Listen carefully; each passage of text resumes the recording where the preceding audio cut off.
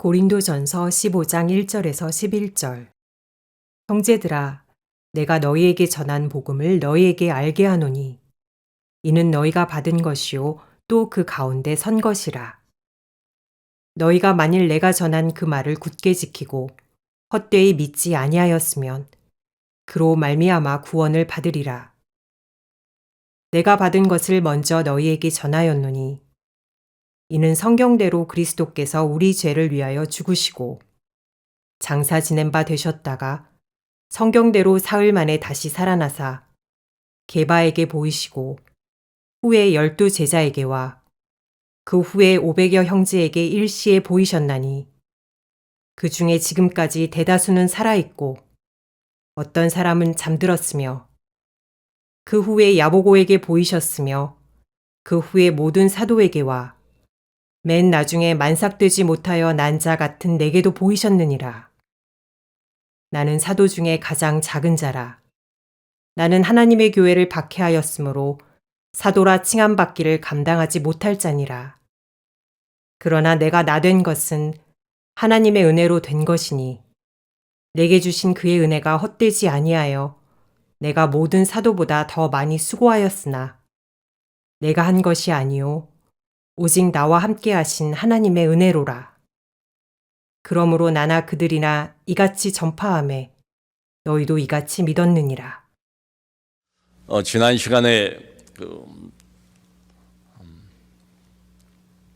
선교학자 한 분 이름을 제가 거론을 했습니다. 레슬리 뉴 비긴이라는 사람인데요. 선교학계에서는 아주 의미 있는, 그러니까 주목할 만한 이런 선교학자입니다. 책도 여러 권 썼어요. 특별히 이분이 중요한 이유는 다원주의 사회, 지금 다원주의 사회가 됐지 않습니까? 다원주의 사회에서의 복음이라는 게 무슨 의미가 있을까? 또 다원주의 사회에서 복음을 과연 우리가 어떻게 전할 수 있을까? 이걸 굉장히 설득력 있게 이야기를 해요. 이분이 35년 동안 인도에서 선교 활동을 실제로 했고, 현장에서. 인도가 얼마나 열악한 나라입니까? 그리고는 35년 만에 고국인 영국으로 돌아와 보니까 이미 영국은 자기가 떠날 때는 선교사를 내보내는 선교국가였는데 와 보니까 이미 선교지가 돼 있더라. 이제 이런 이야기입니다. 거기서부터 이제 이번에 고민이 시작이 된 거예요. 그때가 1970년대인데 지금부터 벌써 한 50여 년, 꽤 오래 전이지 않습니까? 근데 이미 그때 영국 사회는 다원주의 사회가 되어 있더라는 거예요. 그러니까 절대적인 진리, 이전과 다르게 없더래요. 다 상대적인 진리, 각자의 진리만 있어요. 너무도 달라진 영국 사회의 모습을 보고 충격을 받은 거예요. 떠날 때는 선교국가인데 돌아와 보니까 복음을 전해야 될 마치 영적인 불모의 땅처럼 영국이 이렇게 변해버린 걸 보면서 깊은 고민, 기도, 그리고 깨달은 바 하나님이 주신 내용들을 책으로 펼쳐서 내기 시작했습니다. 여러분 아시는 것처럼 지금 이미 오래전부터 서양에서는, 또 미국도 마찬가지고요, 공립학교에서 더 이상 성경을 가르치지 않습니다. 법적으로 금지되어 있어요. 종교는 다 똑같아요. 공평하게 가르쳐야 돼요. 어느 한 종교만 절대 진리라고 가르치면 안 돼요. 공립학교에서는 그래서 기도하면 안 됩니다. 잘못하면 고발을 당해요. 그러면 곤욕을 치르는 경우도 가끔 이렇게 있습니다. 이미 다원주의 사회가 된 거예요. 그러니까 우리는 이제 기독교인 아닙니까? 크리스찬 아닙니까? 또 서양 문화의 뿌리가 기독교이고 성경인 것은 그건 사실이죠. 지금 이제 현재 이 땅을 살고 있는 소위 포스트 모던 시대의 사람들은 예전과 다르다. 교회도 여전히 있고 사람들이 교회에 와서 성경을 읽기도 하고 성경 말씀을 듣기도 하지만 이미 시대가 달라졌고 시대의 영향을 받은 청중이 이미 달라졌다. 다원주의 사회가 됐다는 겁니다. 그러니까 이건 우리가 믿고 있는 이 내용은 종교적인 진리이지 이게 과학적인 진리가 아니다. 대부분 사람들은 그렇게 생각을 한대요. 그러니까 이것은 어떤 사람의 신념의 문제이지 이건 사실의 문제가 아니다. 그렇잖아요. 뭐 객관적으로 보면 이 말이 더 그럴듯하지 않습니까? 기독교적인 신념, 또 어떤 사람은 불교적인 신념, 또 어떤 사람은 이슬람적인 신념, 각자가 자기가 가지고 있는 종교적인 신념, 그것을 믿을 뿐이지 이게 어떤 사실, 팩트라고 주장할 수는 없다. 다원주의 사회가 이미 됐다는 겁니다. 이런 차원에서 이런 질문을 일부러 이제 그 사람이 던져요. 불교에도 보면 경전이 있다. 이슬람교에도 그들이 믿고 따르는 삶의 지침이 되는 경전이 있다. 뭐 불경이 있죠. 코란경이 있지요. 그것만 있는 게 아니라 크리스찬들이 하나님 앞에서 경건 생활을 강조하지 않습니까? 불교도 마찬가지고 이슬람교도 마찬가지고 거기에도 자신들이 믿는 바를 아주 신실하게 믿고 실천을 하고자 애를 쓰는 경건한 사람들이 대단히 많다. 그리고 또 다른 종교에도 성경을 보면 기적이 많이 있지만 눈에 보이는 것들을 초월해버리는 초월성,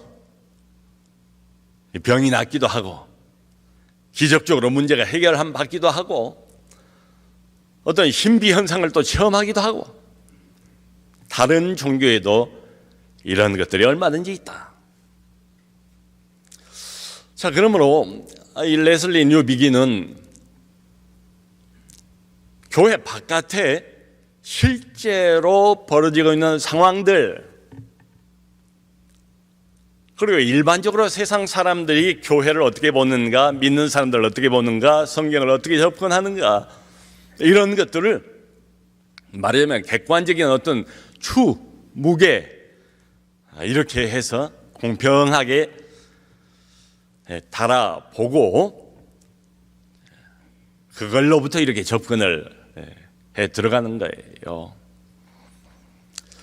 자, 그런데 여기 이 밤에 금요일 밤 이제 얼마나 참 귀한 시간이고 또 좋은 시간입니까? 아까운 시간입니까?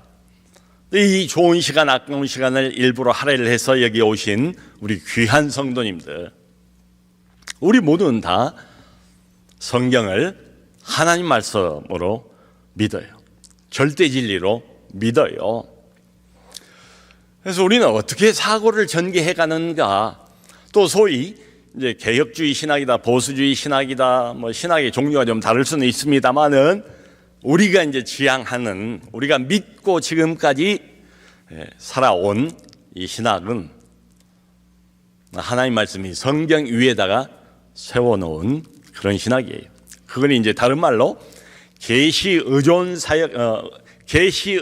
사색이다 이렇게 불러요. 하나님의 말씀이 계시인데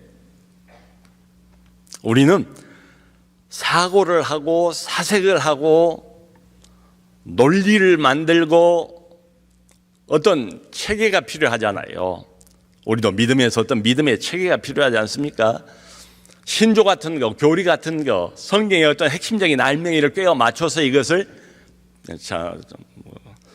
그럴듯한 패턴으로 이렇게 만드는 이런 작업들, 이 모든 것을 우리는 이 계시, 하나님 말씀, 성경 여기에 의존해서 이 바탕 위에 세우는 것이다. 계시 의존 사색을 한다. 이렇게 말합니다. 자, 그런데 문제는 바깥에 있는 사람들, 나하고는 다른 믿음을 갖고 있는 사람들은 그렇게 질문을 하는 거지요. 그 성경이 하나님의 말씀이라는 걸 당신이 어떻게 아는가? 그걸 어떻게 증명할 수 있는가? 말하자면 과학적인 진리처럼 수학적인 공식처럼 이것을 1 더하기 2 하면 3이다. 모두가 다 알아먹게끔 이렇게 증명을 해보라는 거예요. 그런데 그 증명이 안 되지요. 우리는 이게 하나님의 말씀이라는 걸 그저 믿어요. 근데 어떻게 하는가? 나는 그냥 믿습니다. 나는 그냥 압니다. 참 그 사람들이 보면 굉장히 궁색한 변명처럼 들릴지 모르겠어요. 그러니까 결국은 그런 말을 하지요. 성경이 하나님의 말씀이고 이 시대에도 절대 진리라는 것은 당신의 의견일 뿐이다. 그럼 당신이 믿고 싶은 것을 믿는 건 좋다. 다원주의 사회니까. 하지만 그것을 내게 강요하지 말라. 당신의 믿음을, 그건 당신의 믿음이지, 당신의 신념이지, 당신의 기독교이지. 당신이 믿고 싶은 걸 잘 믿으라. 하지만 그 믿음을 내게까지 강요하지 말라. 이런 이야기를 합니다. 여러분, 심지어는 기독교 안에도 자유주의가 있고 또 뭐 보수주의가 있고 그러잖아요. 그러니까 이 자유주의 신학을 따라가는 사람들은 자기는 크리스찬이라고 말하면서도 부활을 믿질 않아요. 오늘 고린도전서 15장 전체가 다 부활에 관한 부활장인데 부활이 사실이다, 역사적인 팩트다, 그렇게 못 믿겠다는 거예요. 이제 성경에 나와 있는 부활을 부정할 수는 없으니까 성경에 기록은 돼 있지 않아요. 그러니까 이것을 살짝 이걸 바꾸어서 부활은 부활인데 육체로 살아나고 물리적으로 진짜로 예수께서 죽었다가 사흘 만에 살아나고 그런 법이 어디 있는가? 이건 도무지 있을 수 없다. 대신에 예수님의 그 사랑의 정신, 희생의 정신, 그게 우리 마음속에 다시 꽃이 피는 것이다. 부활하는 것이다. 그리스도의 그 고귀한 사랑의 정신, 양보와 희생, 이렇게 각박하고 이렇게 경쟁적이고 이렇게 이기적인 사회에서 그리스도의 이런 부활의 정신이야말로 얼마나 지금도 필요한가. 그러므로 그리스도의 이 아름다운 부활의 정신이, 부활의 사상이 우리 안에서 다시 살아난 것이다. 소위 의미적인 부활은 맞지만 사실적인 부활은 아니다. 이런 주장을 해요.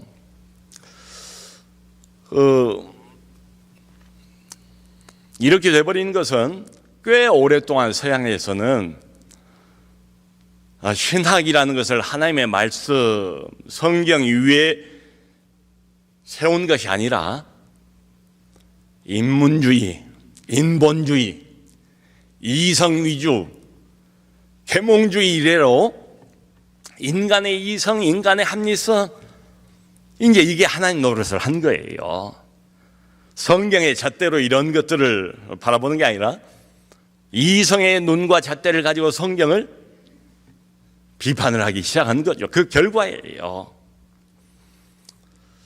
계시 의존 사색이 아니고 합리성 의존, 이성 의존, 인간의 논리 의존. 그래서 성경을 마음껏 난도질하고 비판을 하고 그런 거지요. 그래서 우리하고 비슷한데 또 조금 다른 신학을 주장하는 사람이 있었어요. 칼 바르트라는 사람입니다. 이 사람이 아주 유명한 신학자예요. 그런데 아주 극단적인 자유주의 신학을 만연했던 시대에 이 사람이 성경은 하나님의 말씀이 될 수 있다, 이런 주장을 했어요. 자유주의 진영에 떨어진 원자폭탄이다, 뭐 이런 말을 들을 정도로 말이지요. 워낙 극좌쪽으로 신학 자체가 넘어가 버렸으니까. 근데 그런 때에 칼바르트가 나타나서 요 성경은 하나님의 말씀이 될 수가 있다, 성경을 놓고 하나님 말씀 우는 100년 전, 200년 전에 조상들이 그랬던 것처럼 그동안에 아무런 학문적인 성과도 연구도 성경에 대한 비판도 없었던 것처럼 마치 칼바르트가 그런 주장을 했어요. 자유주의 진영에 떨어진 원자폭탄이다. 그런데 우리 눈으로 보면 그 바르트조차도 우리하고는 달라요. 그래서 그 칼바르트의 신학을 신정통주의다 이렇게 불러요. 우리는 정통입니다. 성경을 고지고대로 문자 그대로 하나님의 말씀으로 다 받아들여요. 근데 칼바르트는 네오 올토독스예요. 우리는 그냥 올토독스인데 여기는 새로운, 그러니까 뭔가 우리가 믿고 있었던 거하고는 성경에 대한 접근이 조금은 다른 거예요. 그러니까 성경을 읽다가 성경이 내 마음에 와 닿는다, 이 말씀이 내 영혼으로 파고든다, 이 말씀을 읽으면서 내 마음이 뜨거워진다, 말씀이 살아있는 것 같다, 말씀이 마음에 와서 부딪힌다. 우리도 그럴 때가 있지 않아요? 그때는 그게 하나님의 말씀이 된다는 거예요. 근데 질문은, 여러분 항상 성경이 그렇게 펄펄 살아서 뛰는 생선처럼 읽을 때마다 우리 가슴에 와 닿고 성경 글자가 그냥 그 안에 머물러 있지 않고 튀어나와서 뚜벅뚜벅 걸어서 내 영혼에 다가와서 하나님 말씀이 내 영혼을 그렇게 만져주고 한다면 얼마나 좋겠어요. 그럴 때도 있지만 그렇지 않을 때도 많잖아요. 이게 사실 아닙니까? 그럼 그렇지 않을 때는 이건 하나님의 말씀이 아닌가? 하나님의 말씀이 아니에요. 그러니까 오늘은 이게 와 닿았기 때문에 하나님의 말씀이 됐다가 내일은 이게 또 와닿지 않기 때문에 하나님의 말씀이 더 이상 아닌 거예요. 이게 네오올토독스입니다. 신정통주의예요.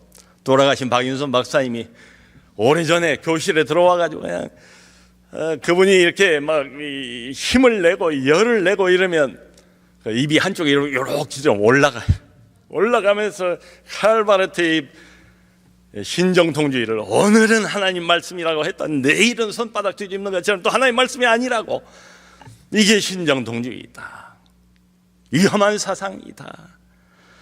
우리는 오늘이나 내일이나 이 말씀이 느껴지든 느껴지지 않든 언제나 객관적인 하나님 말씀으로 우리 성경을 그렇게 본다, 그렇게 봐야 한다.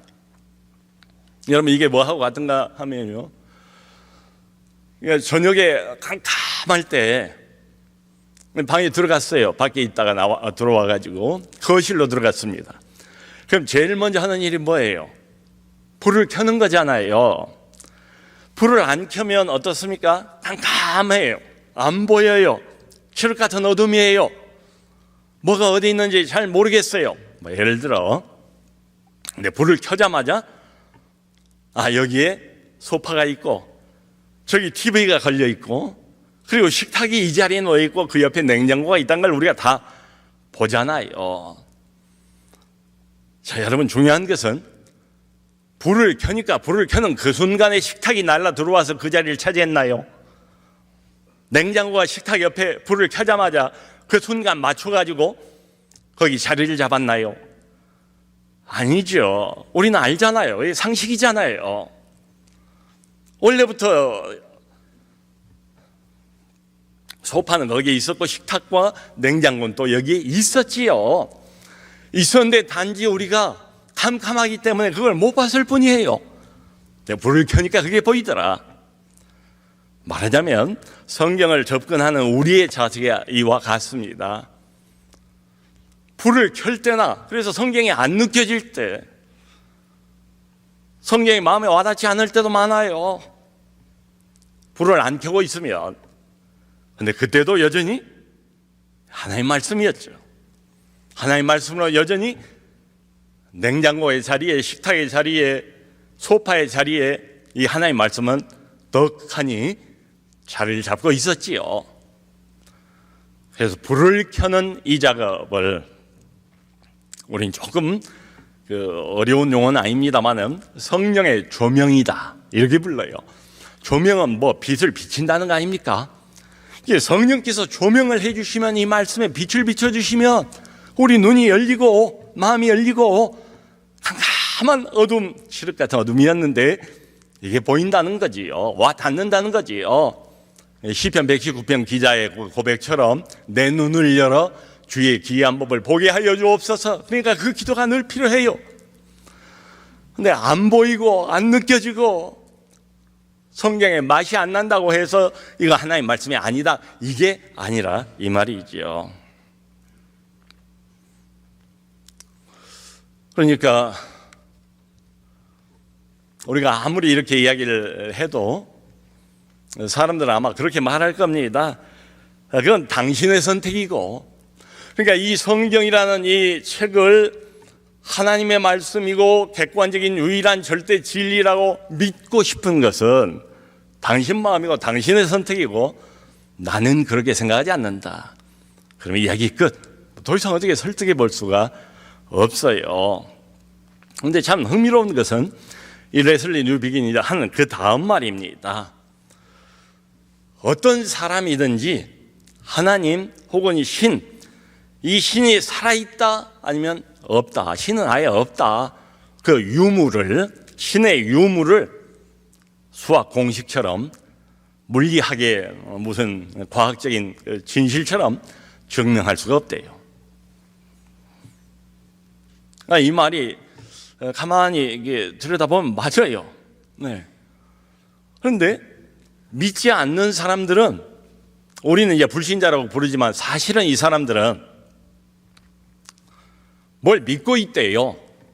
뭘 믿는가 하면 하나님이 없다는 걸 믿는데요. 우리는 하나님이 있다는 걸 믿잖아요. 누구든지 뭘 주장하기 전에, 어떤 신념과 의견을 갖기 전에 쭉 거슬러서 올라가 보면 그 주장, 그 의견, 그 신념을 떠받쳐주는 가장 최종적인 근거가 있대요. 그리고 그 최종적인 근거는 증명이 불가능하다는 거예요. 그러니까 믿지 않는 불신자들은 사실은 믿지 않는 게 아니라 하나님이 없다는 것을 믿고 그 가정으로부터 모든 것을 출발한다는 거죠. 진화로 지금까지 모든 눈에 보이는 만물들과 생명들은 다 진화해 온 것이다. 그게 가장 밑바닥의 기본적인 가정으로 깔려 있다는 거예요. 그리고 모든 것을 그 가정으로부터 출발한다는 거예요.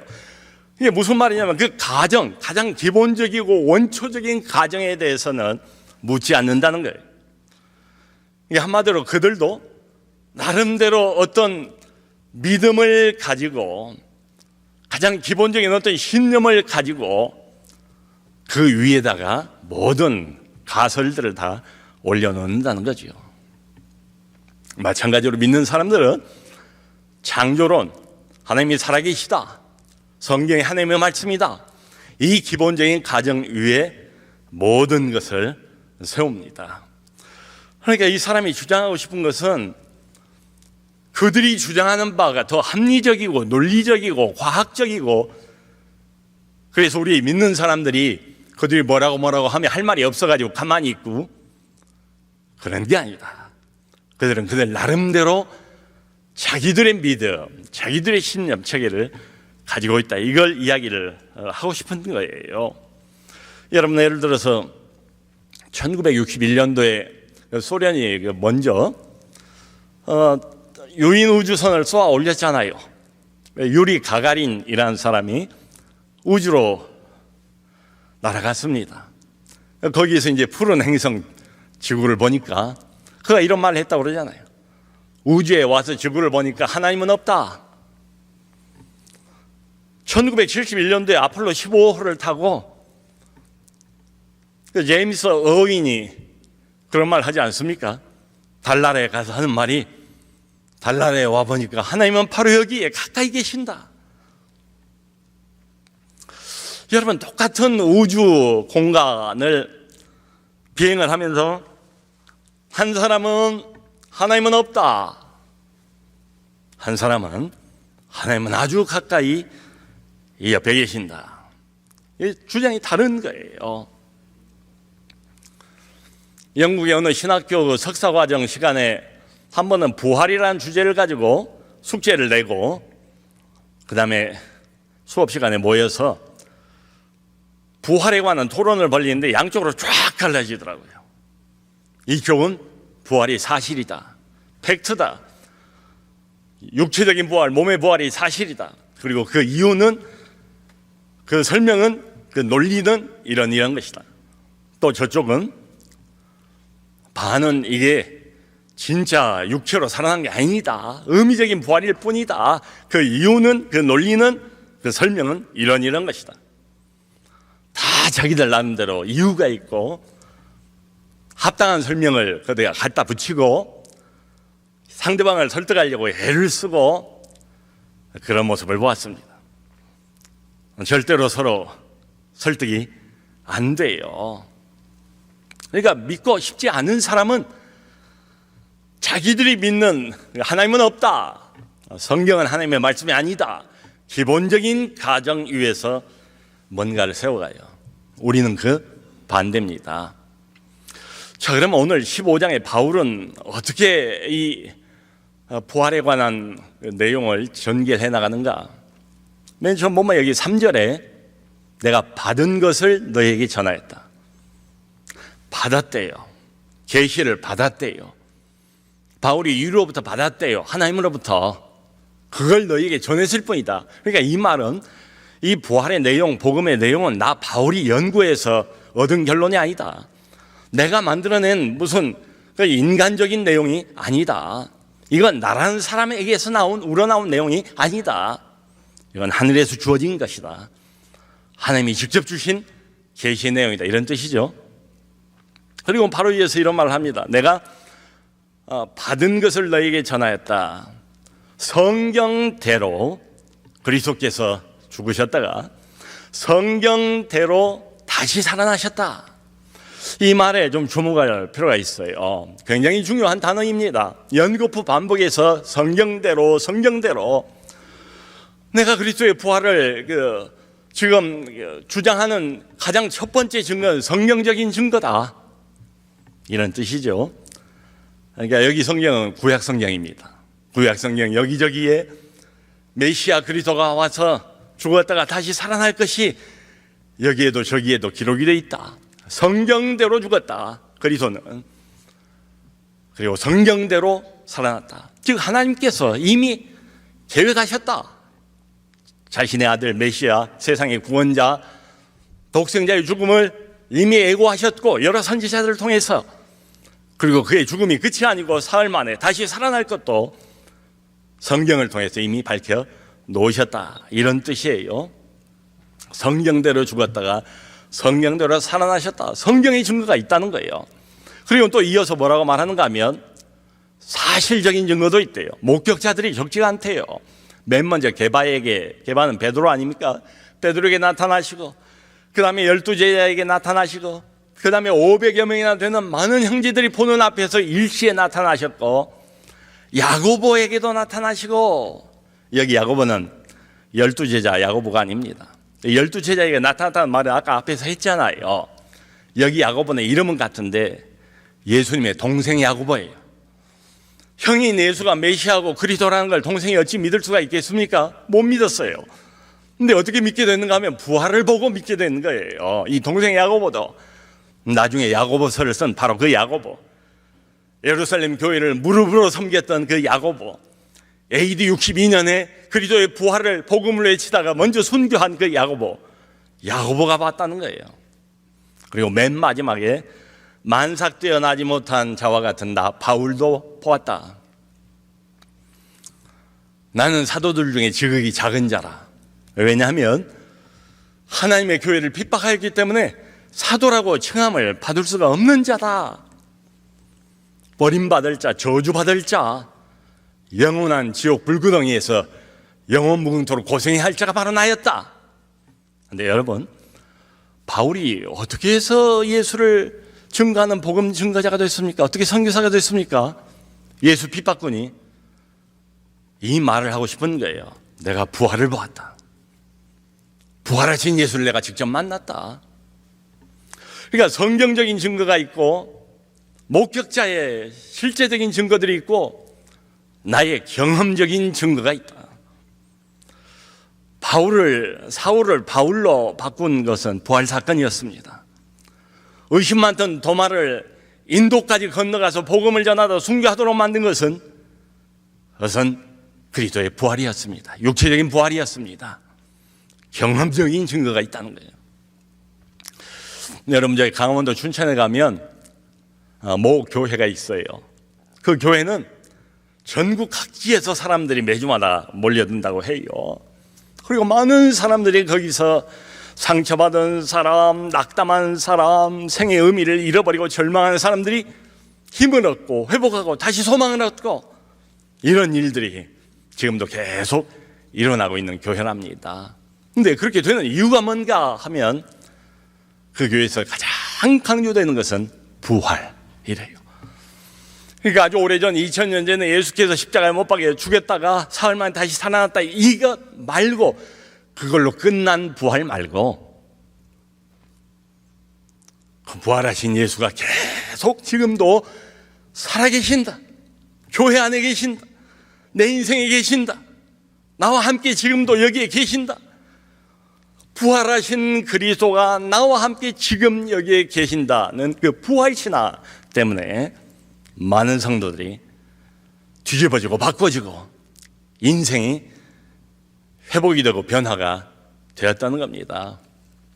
성도 여러분, 그 누가복음 24장을 보면 예수께서 엠마오로 가다가 두 제자에게 나타나는데 제자들이 모르잖아요, 누군지. 그럼 예수님이 뭘 하시죠? 모세의 글과 선지자의 글에 나타난 자기에 관한 내용을 자세히 설명을 해 주시잖아요. 그날 저녁에 또 문 닫고 제자들이 숨어있는데 그 가운데 나타나지 않습니까? 역시 같은 일을 하세요. 모세의 글과 선지자의 글과 그리고 시편에 나타난 자기에 관한 내용을 말씀을 하시고 그 다음에 이런 말이 있습니다. 그들의 마음을 열어 성경을 깨닫게 하시니라. 아멘. 성경을 봐도 무슨 말인지 몰라요. 성령의 조명, 이게 없으면 성경을 봐도 난 놓고 기억자를 보는 것처럼 무슨 말인지 몰라요. 예수께서 부활하셨잖아요. 육체로 만져보라고 그랬잖아요. 떡도 잡수셨잖아요. 그러면 끝이잖아요. 눈으로 봤는데 무슨 증명이 더 필요하겠습니까? 물리적인 증명 끝이지요.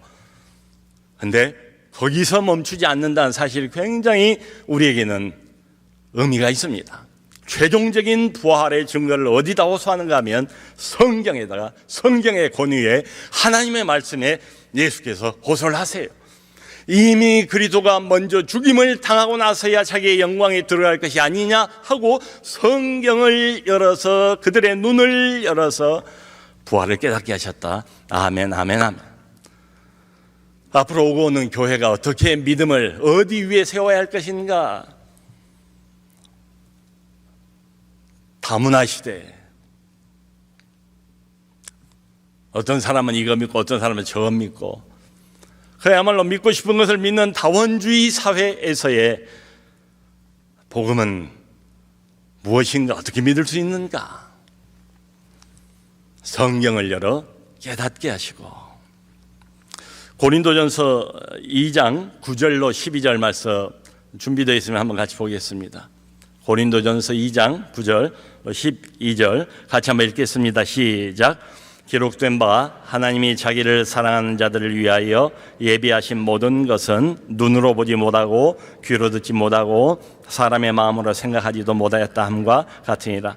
오직 하나님이 성령으로 이것을 우리에게 보이셨으니 성령은 모든 것 곧 하나님이 깊은 것까지도 통달하시느니라. 사람의 일을 사람의 속에 있는 영 외에 누가 알리요? 이와 같이 하나님의 일도 하나님의 영 외에는 아무도 알지 못하느니라.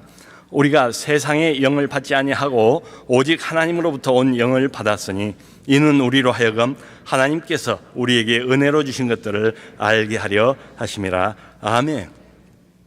여러분, 부활을 믿고 안 믿고는 사람의 논리가 아니에요.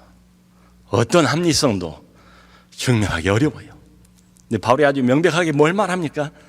오직 성령으로 이것을 우리에게 보이셨으니 이는 하나님께서 우리에게 은혜로 주신 것들을 알게 하려 하심이라. 아멘. 저와 여러분들은 성령을 받았습니다. 그러니까 부활이 믿어지는 거예요. 팩트로, 사실로. 여기서 저기 가운데는 큰 구렁텅이가 놓여 있어요. 갈 수도 없고 올 수도 없어요. 근데 우리는 하나님의 은총 가운데서 성령의 도우심을 힘입어서 눈이 열린 사람들입니다. 부활의 사건을 내 것으로 받아들인 사람들입니다. 예수의 부활이 팩트요, 사실이요.